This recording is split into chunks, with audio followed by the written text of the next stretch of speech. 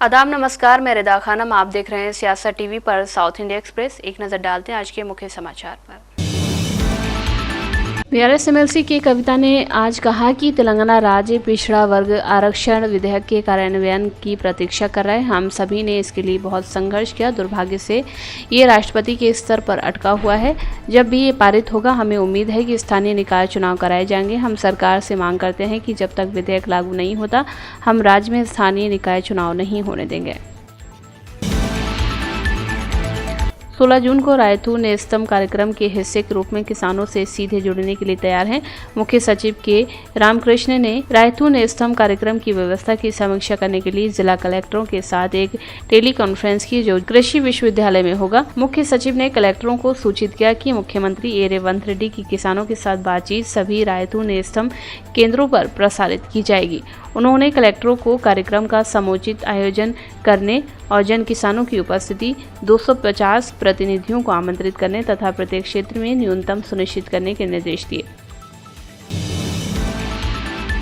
आज विभिन्न संगठनों के छात्र नेता बीआरएस की सांस्कृतिक और सामाजिक शाखा तेलंगाना जागृति में इसके प्रमुख और एमएलसी के कविता की उपस्थिति में शामिल हुए। कविता ने उन्हें पारंपरिक स्कार्फ पहनाकर समाज को आकार देने में छात्रों की भूमिका पर जोर देते हुए औपचारिक रूप से संगठन में उनका स्वागत किया। सभा को संबोधित करते हुए कविता ने छात्र समुदाय से सामाजिक तेलंगाना में सामाजिक न्याय के लिए आंदोलन का नेतृत्व करने का आह्वान किया। उन्होंने तेलंगाना राज्य आंदोलन में छात्रों की ऐतिहासिक भूमिका पर प्रकाश डाला और कहा कि छात्रों ने तेलंगाना आंदोलन के दौरान सबसे आगे लड़ाई लड़ी और इसकी सफलता में महत्वपूर्ण भूमिका निभाई है। गोशा महल से भाजपा विधायक टी राजा सिंह ने मंगलहाट पुलिस से संपर्क कर आरोप लगाया कि उन्हें 2 दिन पहले अज्ञात व्यक्तियों से धमकी भरे फोन कॉल आ रहे हैं।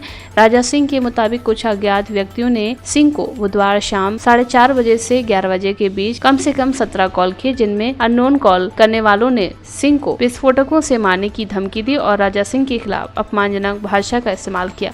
विधायक ने पुलिस से पूरी जांच करने और खतरे के मद्देनजर उन्हें और उनके परिवार के सदस्यों को बढ़ी हुई सुरक्षा प्रदान करने का अनुरोध किया। उन्होंने दावा किया है कि पहले की गई कई शिकायतों पर पुलिस की ओर से कोई प्रतिक्रिया नहीं मिली। वाईएसआर कांग्रेस पार्टी के अध्यक्ष और आंध्र प्रदेश के पूर्व मुख्यमंत्री वाईएस जगनमोहन रेड्डी ने आरोप लगाया कि टीडीपी कार्यकर्ताओं ने प्रकाशम जिले के पोडिली में तंबाकू किसानों के साथ उनकी हालिया बैठक में बाधा डाली और उन्होंने ही पथराव करके हिंसा भड़काई। आज एक्स पर अपने संदेश में मोहन रेड्डी ने सीएम चंद्रबाबू नायडू पर संकटग्रस्त तंबाकू किसानों के साथ बैठक में खलल डालने के लिए अपनी पार्टी के कार्यकर्ताओं को भेजने की साजिश रचने का आरोप लगाया, जिसका उद्देश्य उन्हें सहायता प्रदान करना था, क्योंकि वे अपनी उपज के लिए उचित कीमतों की कमी से जूझ रहे हैं। श्री मोहन रेड्डी ने कहा कि बैठक में 40 से अधिक किसान शामिल हुए और सीएम उस मुद्दे से ध्यान भटकाना चाहते थे जिस पर चर्चा की मांग की गई थी। हालांकि उन्होंने उल्लेख किया है कि किसानों और जनता ने बहुत संयम दिखाया और टीडीपी गुंडों के हमले का जवाब नहीं दिया। भारत में कोरोना के मामले तेजी से बढ़ रहे हैं। कोरोना के ओमिक्रॉन वेरिएंट के बाद अब एक नया वेरिएंट JN सामने आया है, जो कि पूरे देश में तबाही मचा रहा है। केरल से लेकर महाराष्ट्र, दिल्ली जैसे अधिकतर राज्यों में कोरोना अपने पैर तेजी से फैला रहा है। सरकार ने लोगों से अपील की है कि वो मास्क पहन कर रखें और जरूरी सावधानियां बरतें। स्वास्थ्य विभाग के मुताबिक देश भर में कोरोना के एक्टिव मामलों का आंकड़ा 7,131 है। हालांकि 10,976 लोगों की रिकवरी भी हुई है। देश भर में कोरोना के अब तक 78 मौतें हो चुकी हैं। आज कोरोना की वजह से केरल और पश्चिम बंगाल में 2 व्यक्तियों ने अपनी जान गंवा दी। केरल में न सिर्फ कोरोना के एक्टिव केस सामने आ रहे हैं, केरल में कोरोना ने अपने पैर पूरी तरह से फैला लिए हैं। राज्य में अब तक मामले बढ़ते हुए दिखाई दे रहे हैं, बल्कि मौतों का आंकड़ा भी लगातार बढ़ता जा रहा है। कांग्रेस महासचिव प्रियंका गांधी ने अहमदाबाद विमान दुर्घटना पर कहा कि मुझे लगता है कि ऐसे समय में जब पूरा देश शोक मना रहा है, जब हमने बहुत सारे लोगों को खो दिया है, हम सभी को हमारे दुख में एकजुट होना चाहिए और उन लोगों के परिवारों को यथासंभव एकजुटता प्रदान करनी चाहिए जिनका निधन हो गया है। उन्होंने कहा कि मुझे यकीन है कि जांच एजेंसियां देश को बताएंगी कि क्या हुआ और भविष्य में लोगों की सुरक्षा के लिए आवश्यक सुधारात्मक कदम उठाए जाएंगे।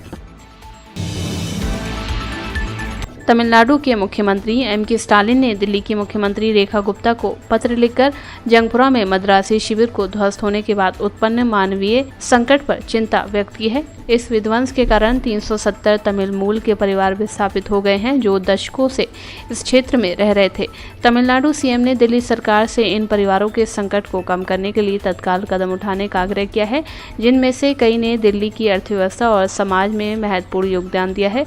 स्टालिन ने पत्र में उल्लेख किया है कि उच्च न्यायालय के आदेशानुसार एक संयुक्त सर्वे में 189 परिवारों को ईडब्ल्यूएस फ्लैट के लिए पात्र पाया गया है। इस पत्र पर अब डीएमके प्रवक्ता ने कहा कि हमारा हित उन लोगों की रक्षा करना है जो प्रभावित हुए हैं, खासकर जब वे तमिल लोग हैं जो प्रभावित हुए हैं।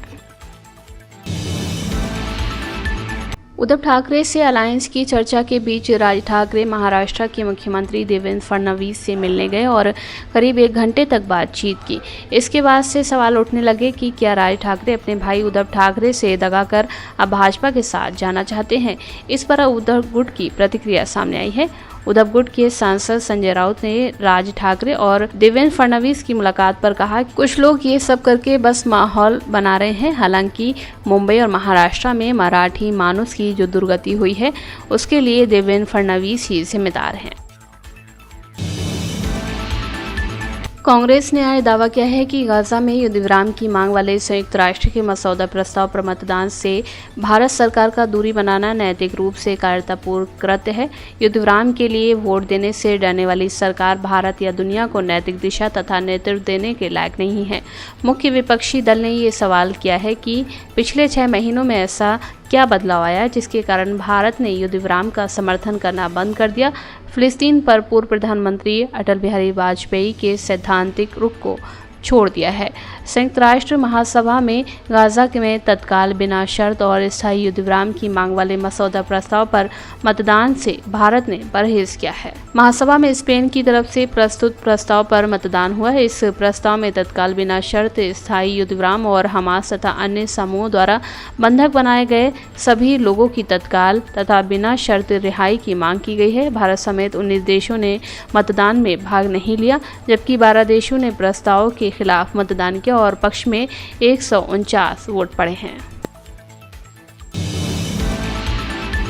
साउथ इंडिया एक्सप्रेस में बस इतना ही। मुझे दें इजाजत। आप बने रहें सियासत टीवी के साथ।